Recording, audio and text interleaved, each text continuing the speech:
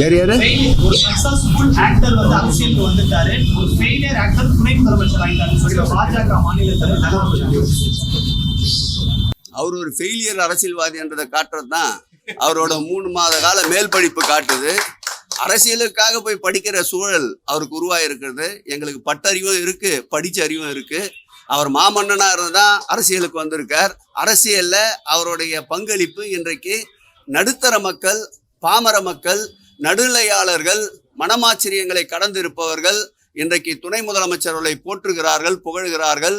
மழை வருவதற்கு முன்பாக களத்திற்கே வந்து மக்களுக்கு ஆறுதல் சொல்லுகின்ற ஒரு துணை முதல்வராக, மக்களுடைய நோயை தீர்க்கின்ற முதல்வராக, மக்களுடைய அடிப்படை தேவைகளை நிறைவேற்றுகின்ற முதல்வராக, வருமுன் காப்போம் என்பதற்கு உதாரணமாக மழைக்கு முன்பாகவே மழையால் ஏற்படுகின்ற தீங்குகளை, விளைவுகளை பட்டியலிட்டு அவைகளை போக்குகின்ற ஒரு சிறந்த பிணியகற்றுகின்ற மருத்துவராக இன்றைக்கு தமிழகத்தில் மாண்புமிகு துணை முதலமைச்சர் நின்று கொண்டிருக்கின்றார்.